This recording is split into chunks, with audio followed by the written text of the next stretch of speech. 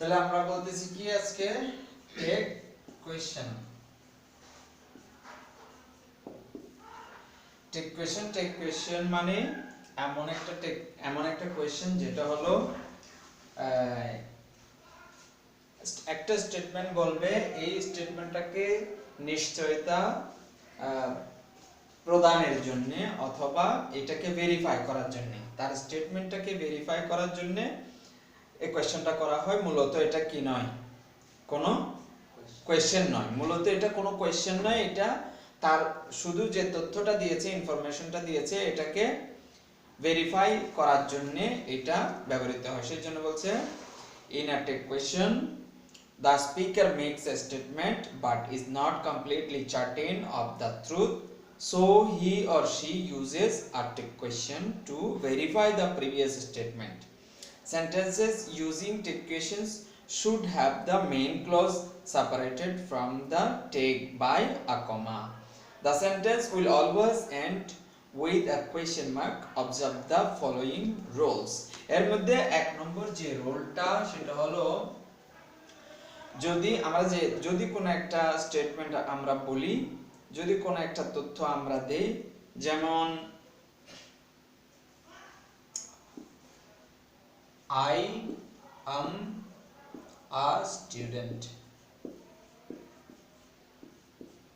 যদি এটা একটা স্টেটমেন্ট, এটাকে যদি আমরা টেক কোয়েশ্চেন করতে চাই, এটার সাথে যদি আমরা টেক কোয়েশ্চেন করতে চাই, কোয়েশ্চেনটাকে টেক করতে চাই, তাহলে আমাদের দিতে হবে কি I am a student। এক্ষেত্রে আমাদের যে প্রথম যেটা রুল, সেটা আমাদের করতে হবে কি,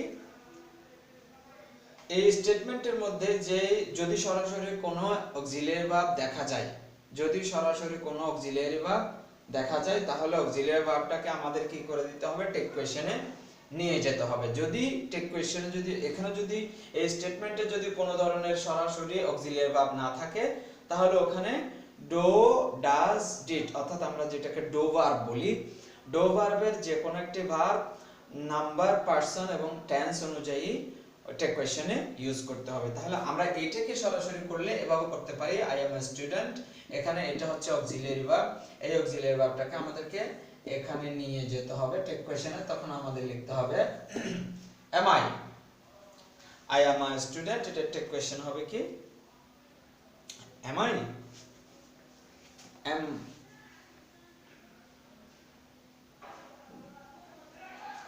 it is raining, it is raining now,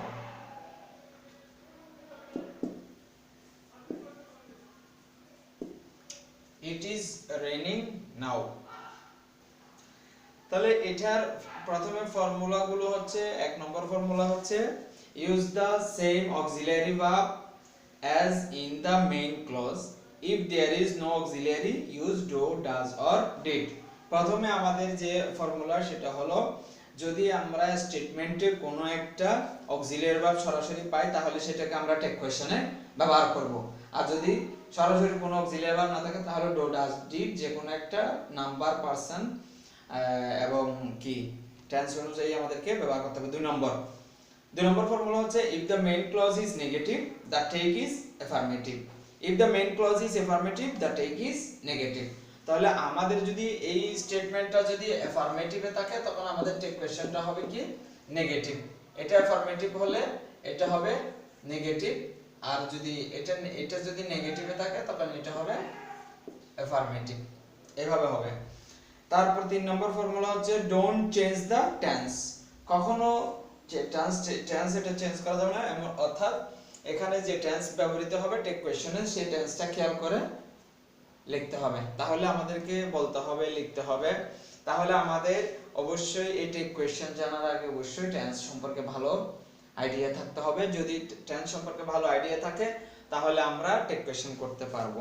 R number 4 formula, use the same subject in the main clause and the take, use the same subject in the main clause and the take, অর্থাৎ main ক্লজে যে সাবজেক্টটা থাকবে সেটাই আমরা কোথায় লিখব, take কোয়েশ্চেনে লিখব একই সাবজেক্ট আমরা ইউজ করব।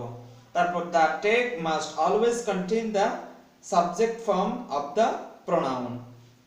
The text must always contain the subject form of the pronoun. আমাদের এখানে যদি এখানে যেটাই থাকবে থাকুক, আমাদের যদি প্রোনাউন এখানে ব্যবহৃত হয় তাহলে প্রোনাউনের যতগুলো কি থাকে ফর্ম থাকতে পারে, যেমন প্রোনাউনের subjective form, objective form, pronoun possessive adjective, possessive pronoun, reflexive pronoun. প্রোনাউনের অনেকগুলো ফর্ম থাকে। এখান থেকে আমাদেরকে অবশ্যই এই টেক কোশ্চেনে কি ব্যবহার করতে হবে, সাবজেক্টিভ ফর্মটা ব্যবহার করতে হবে। The text must always contain the subject form of the pronoun. যদি এখানে কোনো প্রোনাউন ব্যবহৃত হয়ে থাকে, যদি এখানে প্রোনাউন ব্যবহৃত হয় যেমন ইট, এটাও কিন্তু একটা pronoun.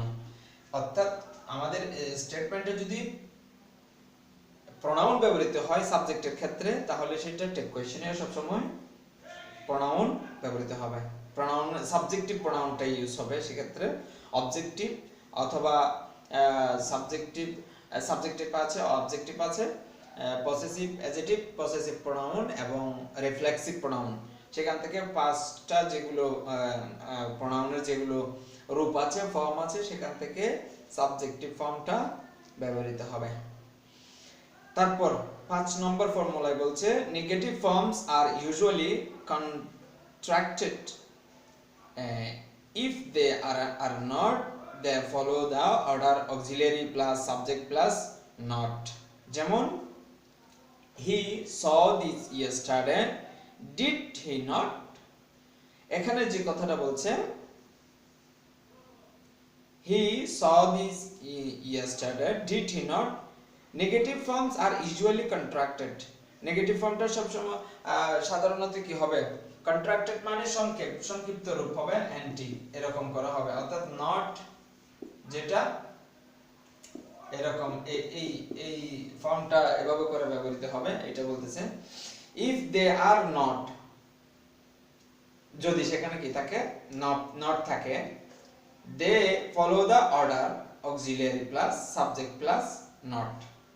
They follow the order auxiliary plus subject plus not, অর্থাৎ অক্সিলিয়ারি হবে, তারপরে সাবজেক্ট হবে, তারপরে নট ব্যবহৃত হবে। যেমন he saw this yesterday, did he not, তাহলে ওখানে ছিল যে হি স দিস ইয়েস্টারডে। আমরা এটা একটু দেখাই।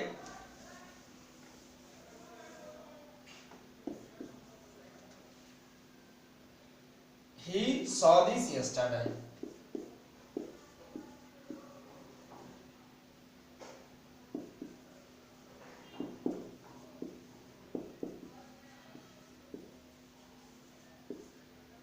He saw this yesterday.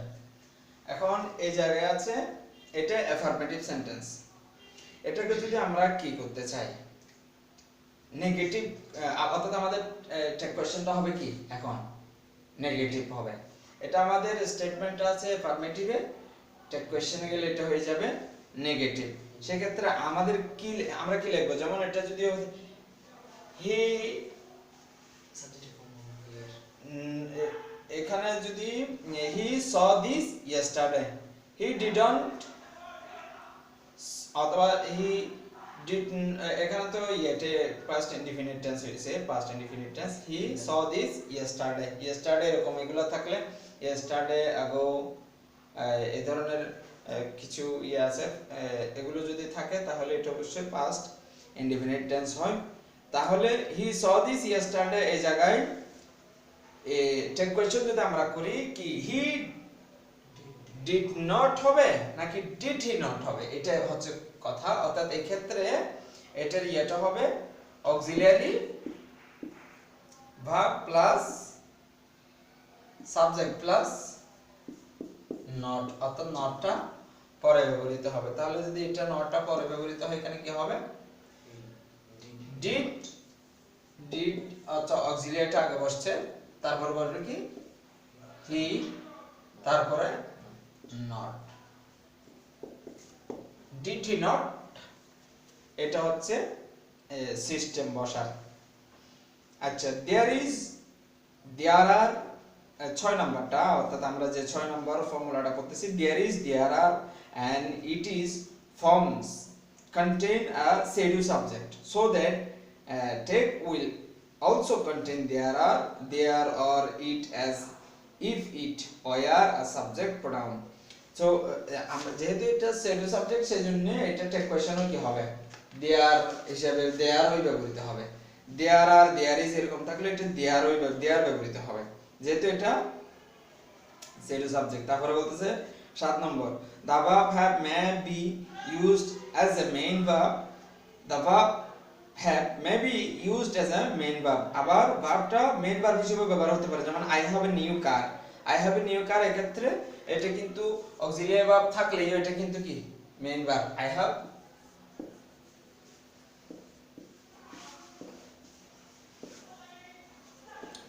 I have a new car, যেমন এই হ্যাভটা কি অক্সিলিয়ারি ভার্ব না মেইন ভার্বের জায়গায়? হ্যাঁ, মেইন ভার্বের জায়গায় অক্সিলারি ভার্ব। আমি একটা কথা আগেও বলছিলাম যে যদি কোনো একটা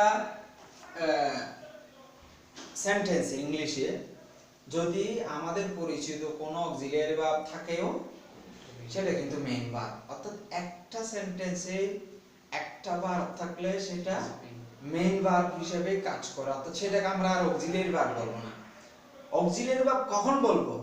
যদি দেখি আরেকটা ভার্ব আছে, মেইন আরেকটা ভার্ব আছে, তখন আমরা অক্সিলিয়ারি ভার্বের কথা চিন্তা করব, অর্থাৎ যেখানে অক্সিলিয়ারি ভার্ব আমরা যেগুলো মুখস্থ জানি সেই অক্সিলিয়ারি ভার্বটা আছে, এরপরে আরো একটা যে কোনো ভার্ব আছে, তখন আমরা চিন্তা করব কোনটা অক্সিলিয়ারি ভার্ব কোনটা মেইন ভার্ব। কিন্তু সেরকম যদি না থাকে, যেমন এই পুরো সেন্টেন্সের মধ্যে হ্যাভ ছাড়া আর কোনো ভার্ব নাই, এই হ্যাভটাই ভার্ব হিসেবে আছে, কারণ এই ভার্বটা আমরা তো জানি অক্সিলিয়ারি ভার্ব হিসেবে মুখস্থ আছে আর কি। তো যদি মুখস্থ থাকে তখন এই ক্ষেত্রে আমরা এটাকে অক্সিলিয়ারি ভার্ব বলবো না, মেইন ভার্ব বলবো, এটা কিন্তু এই জায়গায় মেইন ভার্ব।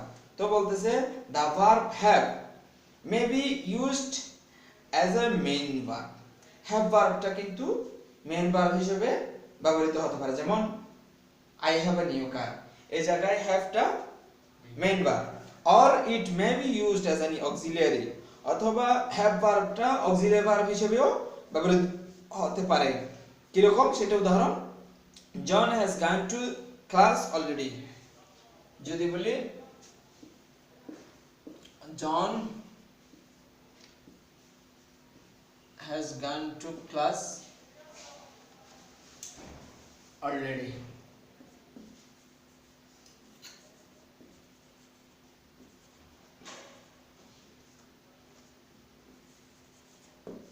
এক্ষেত্রে এই হ্যাজটা কি অক্সিলিয়ারি ভার্ব, কারণ এই হ্যাজের পরে একটা ভার্ব আছে, অর্থাৎ সেই জন্য আমাদের বুঝতে হবে এটা হচ্ছে অক্সিলিয়ারি ভার্ব আর এটা হচ্ছে principal verb. John has gone to class already, অর্থাৎ এই যে এখানে যে জিনিসটা বোঝাতে চাচ্ছে সেটা হলো হ্যাভ ভার্বটা কখনো অক্সিলিয়ারি ভার্ব হিসেবে ব্যবহৃত হতে পারে, আবার প্রিন্সিপাল ভার্ব হিসেবে ব্যবহৃত হতে পারে। সেজন্য আমাদেরকে হিসাব করে বলতে হবে কোনটা অক্সিলিয়ারি কোন হ্যাভটা অক্সিলিয়ারি ভার্ব হয়েছে আর কোন হ্যাভটা মেইন ভার্ব হিসেবে ব্যবহৃত হয়েছে। When it functions as a main verb in American English, the auxiliary forms do, does or did must be used in the text. American যে ইংলিশ আছে সেই ইংলিশে, অর্থাৎ আমরা জানি দুই ধরনের ইংলিশ আছে, একটা হচ্ছে ব্রিটিশ ইংলিশ আর একটা হচ্ছে আমেরিকান ইংলিশ। তো আমেরিকান ইংলিশে বলতেছে যদি এটা মেইন ভার্ব হিসেবে কাজ করে, এটা যদি মেইন ভার্ব হিসেবে এই হ্যাভ ভার্বটা যদি মেইন ভার্ব হিসেবে কাজ করে, আমেরিকান ইংলিশে বলতেছে যে এটাকে সেক্ষেত্রে ডু ডাজ ডিড অবশ্যই টেক কোয়েশ্চেনের মধ্যে ব্যবহার করতে হবে। কিন্তু ব্রিটিশ ইংলিশে বলতেছে এটা অক্সিলিয়ারি ভার্ব হিসেবেও ব্যবহৃত হতে পারে, মেইন ভার্ব হিসেবেও ব্যবহৃত হতে পারবে, অসুবিধা হবে না, অর্থাৎ এটা দুটো দিকে ব্যবহার করা যায়। এক্ষেত্রে আর ডু ডাজ ডিড এটা ব্যবহার করতে হবে না, কিন্তু আমেরিকান ইংলিশে বলতেছে যে এটা ডু ডাজ ডিড ব্যবহার করতে হবে। যেমন there are only 28 days in February, আমরা তাহলে উদাহরণগুলো একটু পড়ি কি কি আছে। উদাহরণে আছে there are only 28 days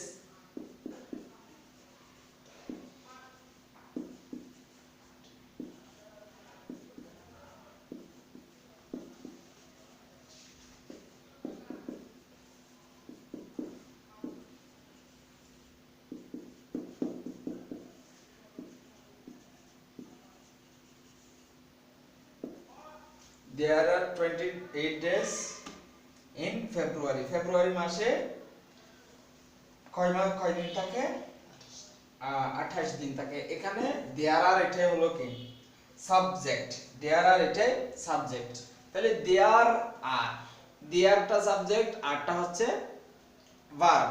তাহলে আমরা দেখতে পাচ্ছি এখানে একটা অক্সিলারি ভার্ব অলরেডি সরাসরি দেখা যাচ্ছে। তাহলে আমরা একটা কোশ্চেন করার সময় এটাকে কিভাবে করতে পারবো, একটা কমা দিতে হবে এদিকে, এটা পুরোটা হচ্ছে মেইন স্টেটমেন্ট, এই স্টেটমেন্টের পর একটা কমা দিতে হবে। কমা দেওয়ার পর আমাদের কি করতে হবে, ওই আমাদের অক্সিলারি ভার্বটাকে এখানে নিয়ে আসতে হবে। আর এখন এটা কি অ্যাফার্মেটিভ স্টেটমেন্ট নাকি নেগেটিভ স্টেটমেন্ট? এটা অ্যাফার্মেটিভ স্টেটমেন্ট। এটা যদি অ্যাফার্মেটিভ স্টেটমেন্ট হয় তাহলে আমাদেরকে টেক কোশ্চেনটা এখানে টেক কোশ্চেন করার সময় আমরা যে অক্সিলারি ভার্বটা আনতে হবে আনছি, ঠিক আছে। এরপরে আমরা এটাকে নেগেটিভ করতে হবে, অর্থাৎ টেক কোশ্চেনটা নেগেটিভ হবে। স্টেটমেন্ট যদি অ্যাফার্মেটিভ হয় টেক কোশ্চেন হবে কি নেগেটিভ। তাহলে আরন্ট অর্থাৎ আর নট, আরন্ট দেয়ার, এরপর সাবজেক্ট আসবে, অর্থাৎ এখান থেকে কি কি আসবে, মেইন স্টেটমেন্ট থেকে এখানে কি কি আসে, মেইন স্টেটমেন্ট থেকে আসবে অনলি অক্সিলারি ভার্ব এবং সাবজেক্ট। তাহলে মেইন স্টেটমেন্ট থেকে শুধু এখানে আসবে একটা অক্সিলারি ভার্ব আর হচ্ছে সাবজেক্ট যেটা হয় সেটা। আর এই স্টেটমেন্টটা, পুরো স্টেটমেন্টটা যদি অ্যাফার্মেটিভ হলে এটা হবে নেগেটিভ, আর স্টেটমেন্টটা যদি পুরো নেগেটিভ হলে এখানে অক্সিলারি ভার্বটা আনার সময় এটা অ্যাফার্মেটিভ হয়ে আসবে। আর শেষ পর্যায়ে একটা কি দিতে হবে, কোয়েশ্চেন মার্ক দিতে হবে। এ হলো টেক কোয়েশ্চেন। আরেকটা উদাহরণ, আরেকটা एग्जांपल, এটা আমি একটু আগেও লিখেছি, it is raining now.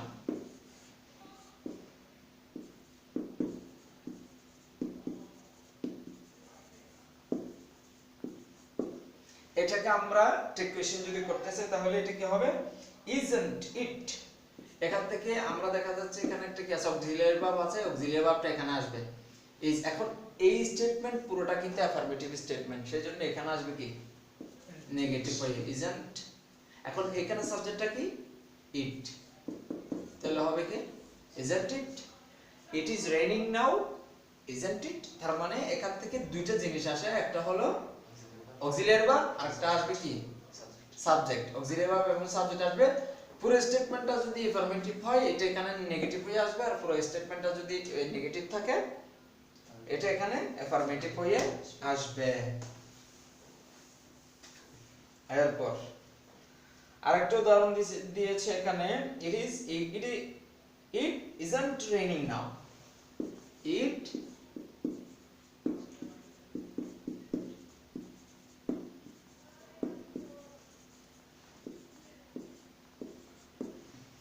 isn't raining now। আচ্ছা, এবার তাহলে আমাদের কোশ্চেনটা কি আসবে, তাহলে এখান থেকে এটা অ্যাফার্মেটিভ, এখান থেকে আসবে, এটা তো পুরোটা নেগেটিভ, ইট ইজন্ট রেইনিং নাও এটা হচ্ছে নেগেটিভ। এখান থেকে এখানে আসলে এটা অ্যাফার্মেটিভ হয়ে যাবে। অ্যাফার্মেটিভ হওয়ার জন্য অক্সিলারি ভার্ব আসবে auxiliary verb plus is plus it isn't, আর এখান থেকে সাবজেক্ট আসবে, অর্থাৎ এখান থেকে অক্সিলারি ভার্ব আসবে আর সাবজেক্ট আসবে। তাহলে ইজ ইট কোশ্চেন মার্ক থাকবে, ইজ ইট বাস। কারণ তাহলে আমরা বুঝতে পারলাম এখানে মেইন স্টেটমেন্টটা যদি কি হয় নেগেটিভ থাকে, এটা আমাদের খেয়াল করে এখানে অ্যাফার্মেটিভ আনতে হবে, আর এই স্টেটমেন্টটা যদি অ্যাফার্মেটিভ থাকে এখানে আসতে নেগেটিভ করে আনতে হবে, এটা মনে রাখতে হবে। তো আমরা এতক্ষণ যে বিষয়টা বলতেছি সেটা হলো এখানে যদি কি থাকে, অক্সিলারি ভার্ব যদি সরাসরি উল্লেখ থাকে তখন আমরা অক্সিলারি ভার্বটা আনতে পারতেছি। যদি অক্সিলারি ভার্ব না থাকে তখন কি করব, তাহলে the boys don't have class tomorrow, আচ্ছা, আরেকটা সেম ডু ভার্ব দিয়ে একটা, the boys don't have class tomorrow।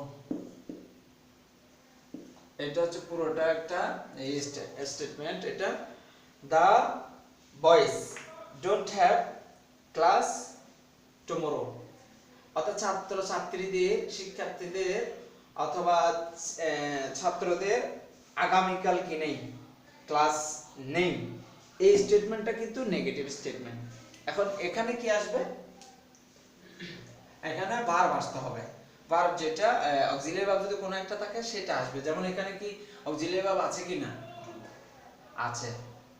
কি আছে, ডু ভার্বটা কিন্তু অক্সিলিয়ারি ভার্ব, অক্সিলিয়ারি হিসেবে কাজ করতেছে। এখানে আরেকটা ভার্ব আছে have.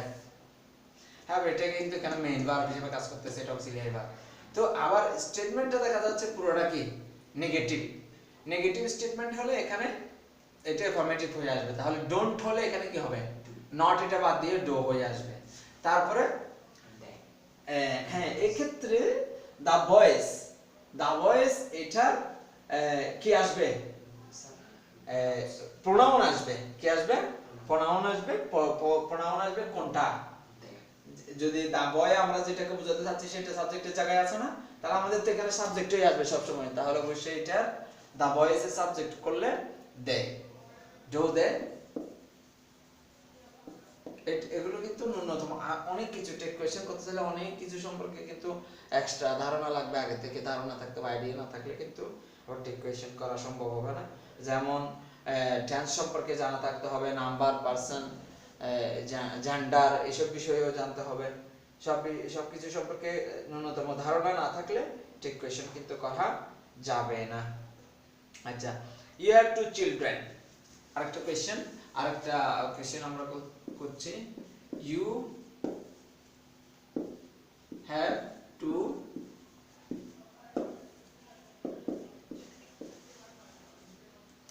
Children, you have two children, এটা হলো অ্যাফার্মেটিভ স্টেটমেন্ট। অ্যাফার্মেটিভ স্টেটমেন্ট হলে এখান থেকে আমরা কি আনবো, এখানে আমরা নেগেটিভ কোয়েশ্চেন করব। কোয়েশ্চেন মার্কটা দিলাম, আর কি আসবে এখান থেকে, যদি কোনো যদি সরাসরি কি থাকে অক্সিলিয়ারি ভার্ব থাকে সেটা আনবো। এখানে কি কোনো সরাসরি অক্সিলিয়ারি ভার্ব আছে কিনা, ইউ হ্যাভ টু চিলড্রেন, এখানে কিন্তু সরাসরি অক্সিলিয়ারি ভার্ব না, এখানে হ্যাভটা হচ্ছে মেইন ভার্ব এই জায়গায়। তাহলে আমরা এখানে কি আনবো, এটা কোন টেন্স আছে এটা বুঝতে হবে। এটা কোন টেন্স আছে, এটা ইনডিফিনিট টেন্স আছে, প্রেজেন্ট ইনডিফিনিট টেন্স হিসেবে আছে। তাহলে প্রেজেন্ট যদি ইনডিফিনিট টেন্স হিসেবে থাকে তাহলে আমাদেরকে এখান থেকে আনতে হবে ওই ডো ভার্ব থেকে একটা আনতে হবে। ডো ভার্ব থেকে হ্যাভ এর সাথে প্রেজেন্ট ইনডিফিনিট টেন্সে যাবে কি ডো। তাহলে ডো এটা এটা এটা যেহেতু অ্যাফার্মেটিভ আছে, এটাকে আমাদেরকে কি করতে হবে, নেগেটিভ আনতে হবে। ডোন্ট তাহলে অ্যাফার্মেটিভ থাকলে কি করতে হবে, নেগেটিভ করতে হবে টেক কোয়েশ্চেন। তাহলে ডোন্ট ইউ, এখানে তো ইউ তো সাবজেক্টের জায়গায় আছে, সেটাকে আমরা এখানে নিয়ে আসলাম। তখন don't you have two children, don't you, অর্থাৎ অক্সিলিয়ারি ভার্বটা এখানে আসবে আর অ্যাফার্মেটিভ হিসেবে নেগেটিভ হয়ে আসছে এবং সাবজেক্টে এই জায়গায় চলে আসছে। অর্থাৎ আমরা যে সামারি হিসেবে যেটা বুঝতে পারলাম, টেক কোয়েশ্চেন করার সময় ওখান থেকে এখানে দুটো জিনিস আসবে, একটা হচ্ছে অক্সিলিয়ারি ভার্ব আর একটা হলো সাবজেক্ট। অ্যাফার্মেটিভ থাকলে নেগেটিভ করব এখানে, আর এখানে নেগেটিভ থাকলে এখানে অ্যাফার্মেটিভ করব। আর এখানে যদি সরাসরি অক্সিলিয়ারি ভার্ব না থাকে তাহলে আমরা ডু ডাজ ডিড যে কোনো একটা থেকে এখানে নিয়ে আসব। এটা হচ্ছে আমাদের টেক কোয়েশ্চেন করার সিস্টেম। তাহলে এটাই যদি হয় তাহলে আমাদেরকে করতে হবে কি, যেমন আই অ্যাম আ টিচার,